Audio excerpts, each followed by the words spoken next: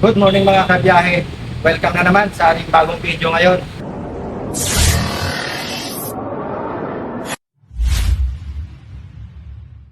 So ngayon mga kabiyahe, maglalabas tayo ng Suzuki Bergman. Ito yung napili natin na unit. Itong kulay white. So dito sa Motorlandia mga kabiyahe, no? Kung napapansin ninyo ay tayo po ay parang regular na nagpa-vlog dito. Dahil dito po ay marami po tayong mapagpipilian ng sari-saring unit magmula sa Suzuki, Kawasaki, Yamaha at yung Honda. At pati rin po, meron din po dito ang kagaya ng Benelli. Yan. Ito po, Benelli, meron din po sila. Meron din po silang Kimco. Ayan, marami po sila ditong mga brand na mapagpipilian. At kung kayo po ay pupunta dito, pwede rin po kayong mag-message muna sa number po nila na ilalagay po natin sa ating video. Kung meron po kayong unit na magugustuhan, i-message nyo po kung may available po sila dito para pagka pumunta po kayo dito ay sure na makikita nyo ang unit na gusto ninyo. At dito mga kabiyahe sa Motorlandia ay talaga naman aasikasuhin kayo ng maayos. At ito po ay nakalagay dito sa Molino 3, Bacolod, Cavite. So dito mga kabiyahe, may pagpipilian tayong dalawang klaseng Bergman. Ang kulay nito ay white at saka itong glossy white at saka yung glossy gray ito. So pareha silang street. So ito yung ilalabas natin na Bergman Street.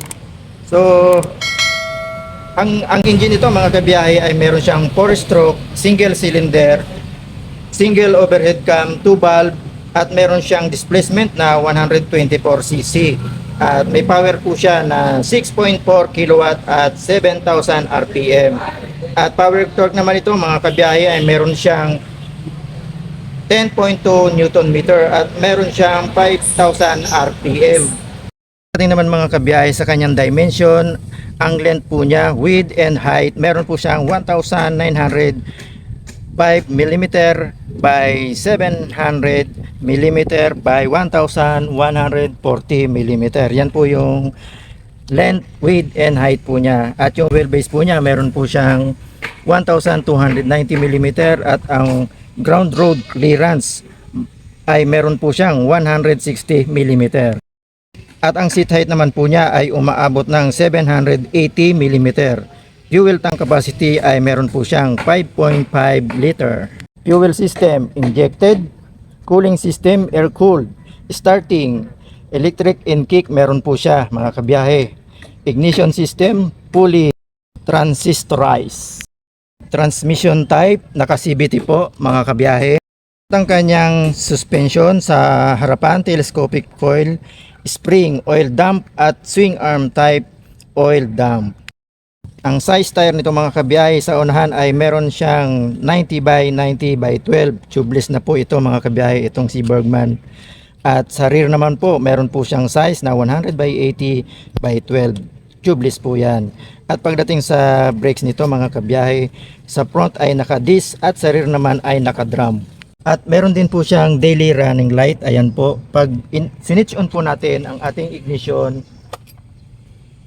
ayan, umilaw po siya. So isa po yan sa mga nagiging karagdagan natin para maging visible po tayo sa araw man o sa gabi.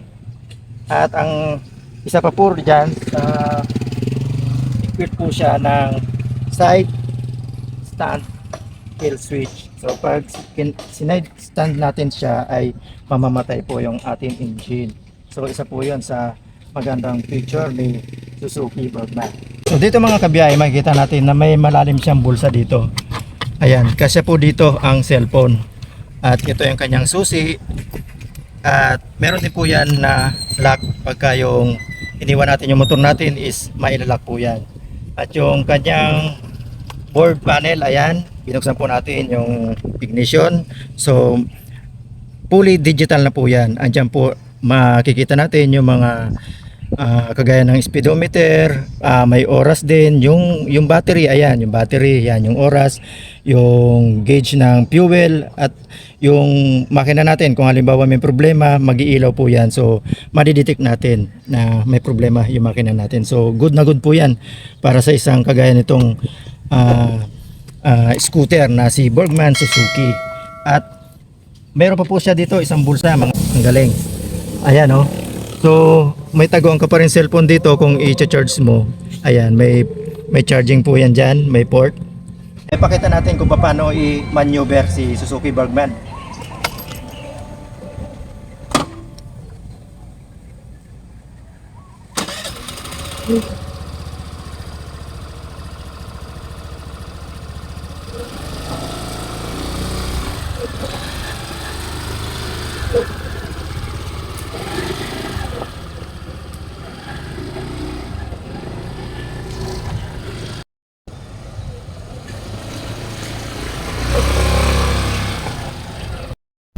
So yun mga kabiyay, ang masasabi ko lang dito, hindi dahil ito ang napili ng anak ko o napili ko, si Suzuki Bergman ay para sa akin maganda siya i-maneuver dahil ngayon lang ako nakagamit ng scooter.